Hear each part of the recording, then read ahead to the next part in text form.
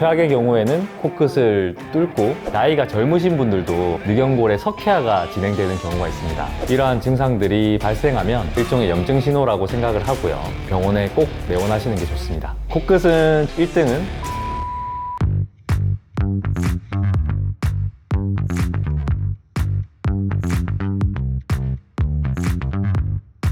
네, 안녕하십니까. 셀피 성형외과의 김준호 원장입니다.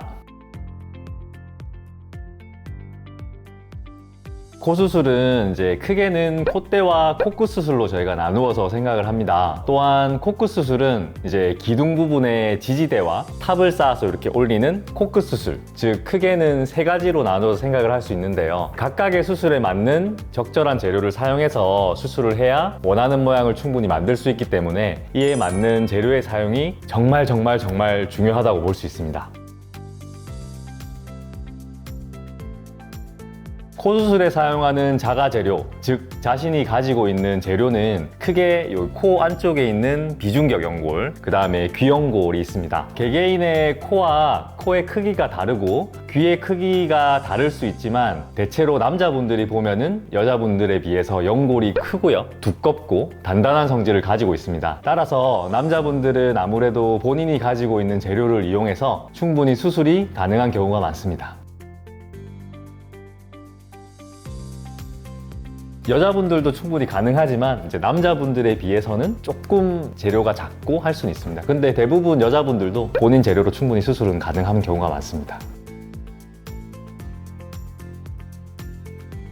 한국인과 서양인보다는 동양인과 서양인의 차이라고 생각하시면 될 것 같고요. 동양인과 서양인의 코 수술에는 목적이 약간 다릅니다. 서양인을 보면은 대체로 코가 크거든요. 그래서 코를 작게 하는 코의 축소 수술을 목표로 하는 경우가 많지만 동양인들은 작고 두꺼운 코를 높이고 얇게 하려는 경우가 많기 때문에 일단 수술의 목적이 다르다고 볼 수 있겠고요. 따라서 동양인들은 서양인들에 비해서 피부 두께가 두껍고요. 코 안에 있는 연골인 아까 말씀드린 비중격 연골이 작거나 얇고 약한 경우가 많습니다. 또한 서양인들은 비중격 연골도 크고 두껍고 코끝을 이루는 연골들도 큰 경우가 많아서 동양인과 서양인의 차이가 있다고 볼 수 있겠습니다.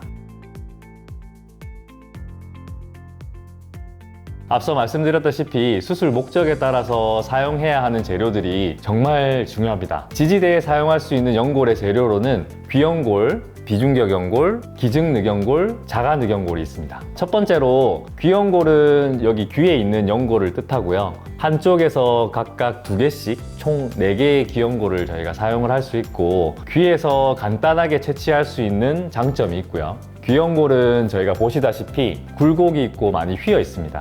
또한 이렇게 만져보면은 말랑말랑해서 강도가 약한 단점들이 있고요. 따라서 이제 귀연골로 지지대를 충분히 잘 세우시고 수술을 잘하는 원장님들도 많으시지만 저는 개인적으로는 귀연골을 지지대의 재료로는 잘 사용하진 않습니다. 하지만 코끝을 높이는 재료로는 가장 좋은 재료라고 생각하기도 합니다. 그리고 비중격 연골은 말씀드렸다시피 코 안에 있는 연골로서 코 안의 모양을 지지하는 연골이기 때문에 강도도 귀연골에 비해서 충분히 강하고요. 지지대의 재료로서는 정말 좋은 재료입니다. 하지만 앞서 말씀드렸다시피 이제 동양인들에게서는 비중격의 연골의 크기가 작은 경우가 많고요. 그리고 또 휘어 있을 수도 있고 얇은 경우도 있기 때문에 지지대로서 부적합한 경우도 있습니다. 세 번째는 기증늑연골인데요.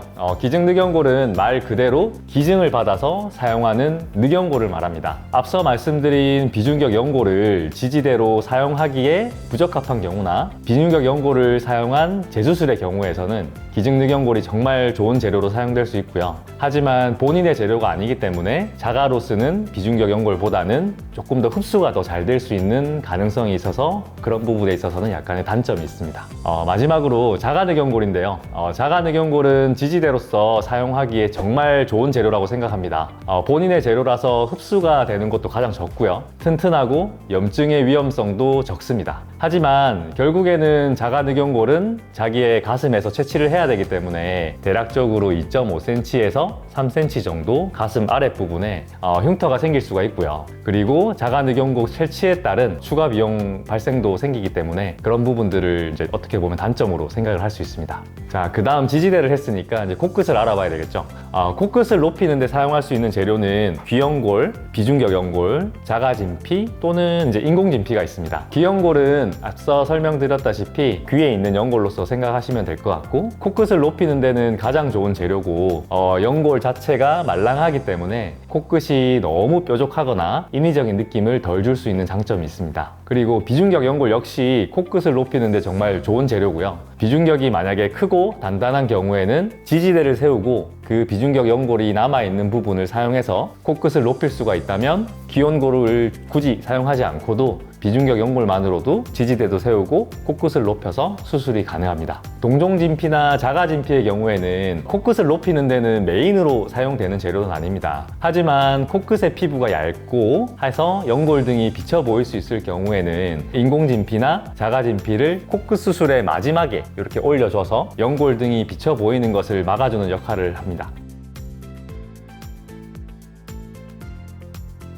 네, 이제 매드포나 메쉬 같은 재료는 흔히 저희가 설명을 들어보셨을지 모르겠는데 이제 인공연골 혹은 인공뼈라고 말을 하고 있습니다. 아까 설명드린 수술 부위 중에는 지지대에 사용하는 재료라고 생각을 하시면 되고요. 이제 메쉬는 흡수가 돼서 단단한 지지대를 형성을 못할 수도 있고요. 혹시나 이제 지지의 힘이 약해서 코끝이 떨어진다면 이제 매드포 같은 경우는 흡수가 되지 않아 매드포는 그대로 자리를 잡고 있거든요. 그래서 최악의 경우에는 그 매드포 재료가 코끝을 뚫고 튀어나온 경우도 발생할 수가 있습니다. 따라서 앞서 말씀드린 방금 두 재료도 잘 쓴다면 좋은 재료가 될 수 있지만은 최근에는 잘 사용하진 않습니다.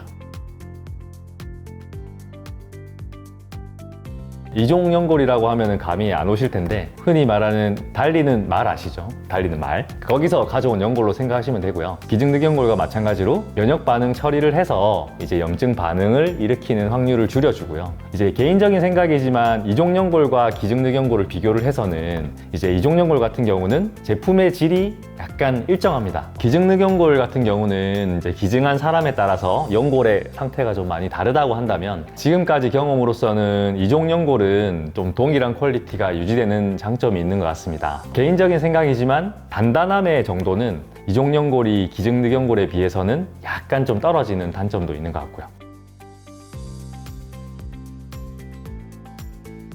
우선 사람이라면 자가늑연골은 다 가지고 있습니다. 따라서 수술을 해서 사용을 다 할 수가 있고요. 이제 체중이 많이 나가시는 분들보다는 체중이 적게 나가시는 분들이 아무래도 조직의 두께도 얇고 하기 때문에 늑연골에 접근하고 수술하기에는 더욱더 수월합니다. 간혹 가다가 나이가 젊으신 분들도 이제 나이가 드신 분들처럼 늑연골에 석회화가 진행되는 경우가 있습니다. 석회화는 말 그대로 단단해진다는 말인데요. 석회화가 만약 진행된다면은 이제 뼈처럼 연골이 딱딱해져서 자가늑연골을 사용하기에 부적합합니다. 이는 수술 전에는 알기가 힘들고요. 따라서 자가늑연골까지 수술을 해서 접근해야 알 수 있습니다. 네, 요거는 이제 제 개인적인 생각이기 때문에 다른 원장님이 보신다면은 공감을 해주셨으면 좋겠고요. 일단 지지대 재료 같은 경우는 1등은 자가늑연골, 그리고 비중격 연골이라고 생각을 합니다. 그리고 2등은 기증늑연골과 이종연골로 생각을 하고요. 3등은 귀연골입니다. 그리고 마지막 4위는 메쉬와 매드포로 생각을 하고 있습니다. 코끝은 첫 번째는 귀연골과 비중격 연골이고요. 2등은 자가진피, 3등은 인공진피입니다. 지지대 부분에서는 우선 자신에게서 가져온 자가 재료가 제 생각에는 가장 중요하다고 생각을 하거든요. 결국 이거는 이제 안정성과 직결되는 문제입니다. 또한 자가늑연골은 단단하고요. 최대한의 모양을 만드는 데 있어서 좋은 재료고 결국에는 이제 채취하는 데 있어서 흉터가 남는다는 단점이 있고, 비중격 연골 같은 경우는 자가늑연골에 비해서는 강도도 약하고 작지만 다른 부위에 흉터가 생기지 않는다는 장점도 있고, 비중격 연골로 지지대를 만든다면 다른 연골을 사용하지 않아도 된다는 장점으로 1위를 뽑았습니다. 코끝에서는 마찬가지로 자신의 재료인 귀연골과 비중격 연골 모두 좋은 재료라고 생각합니다.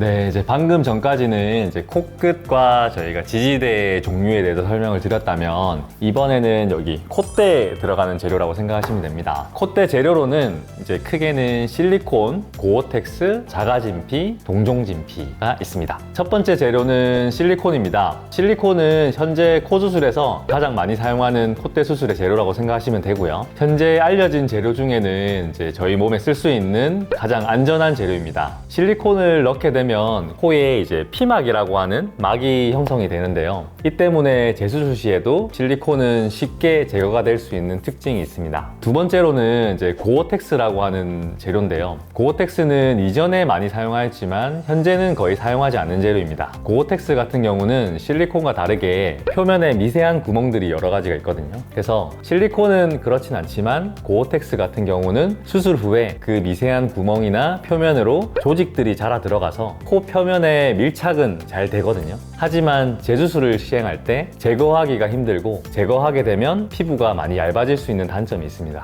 그리고 세 번째로는 자가진피와 동종진피인데요. 자가진피와 동종진피는 콧대를 높이기 위한 용도로는 사용할 수 있지만 결국에는 진피이기 때문에 흡수의 가능성이 충분히 있습니다. 따라서 정확한 콧대 높이를 예측하기 힘들기 때문에 콧대를 직접적으로 높이는 용도로는 사용은 하진 않고요. 하지만 피부가 얇아서 실리콘 등의 보형물을 넣었을 때 혹시나 비쳐 보일 염려가 있다든지 제거 후에 피부가 많이 얇아진 상태가 되면은 이를 보완하기 위해서 실리콘에 싸서 아니면은 덧대서 결국 얇은 피부를 보완해 줄 수 있는 재료가 되겠습니다.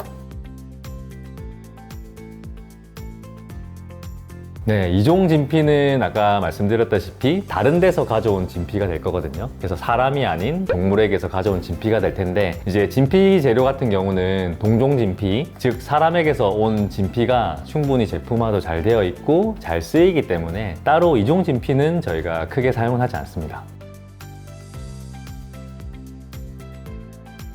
1등은 아무래도 부동의 실리콘이 될 거고요. 2위는 진피, 세 번째는 고어텍스입니다. 실리콘 같은 경우는 우리 몸에 쓸 수 있는 가장 안전한 물질이라고 생각하시면 되고요. 실리콘이 실제로 만져보면 말랑한 느낌이 있지만 코에 들어가게 되면은 뼈와 비슷한 촉감과 모양을 가지고 재수술이 용이하다는 또 장점이 있습니다. 상담 때부터 환자분들이 가장 많이 걱정하시는 부분이 아무래도 염증입니다. 그리고 제일 걱정될 수 있는 부분이고요. 따라서 염증이 진행되는 가장 큰 원인이라고 생각을 하면은 코 수술할 때 넣는 실리콘의 영향이 가장 클 수 있다고 생각을 합니다. 이제 염증이 생기게 되면 콧대가 붓고 아프고 붉게 되는 열감이 생기고 불금증 등의 증상이 또 생길 수가 있고요. 따라서 수술하시고 나서 경과를 관찰할 때 이러한 증상들이 발생하면 어떻게 보면 일종의 염증 신호라고 생각을 하고요. 염증이 반복되면은 수술 후에 조직들을 잡아당기기 때문에 코끝이 이렇게 점점 들리는 증상이 발생할 수가 있습니다. 따라서 앞서 말씀드린 증상들이 발생하면은 병원에 꼭 내원하시는 게 좋습니다. 말씀드리기 전에 이것은 제가 개인적으로 생각하는 순위이기 때문에 다른 분들이 보면은 좀 안 좋아하실 수도 있습니다. 네, 따라서 이거는 다시 제 개인의 의견이라 생각해 주시면 되고요. 제가 1위로 뽑은 재료들은 염증과 안정성 그리고 재료의 취급 정도 및 다양한 관점에서 봤을 때 순위를 결정한 재료라고 생각을 하시면 됩니다. 1위의 재료를 쓴다고 부작용이 절대로 생기지 않는다는 것은 아니고요. 앞서 말씀드린 것처럼 코 수술은 재료가 정말 중요합니다. 그리고 위에 제가 말씀드린 의견은 저의 의견이고 다른 원장님들의 의견이 다소 다를 수가 있다는 점 이해해 주시고요. 따라서 수술 상담 시에 위에 내용을 바탕으로 해서 자세하게 원장님과 상담을 하시고 본인에게 맞는 수술 방법과 재료를 사용하는 것이 좋을 것으로 생각이 됩니다. 셀피 성형외과의 김준호 원장이었습니다. 감사합니다.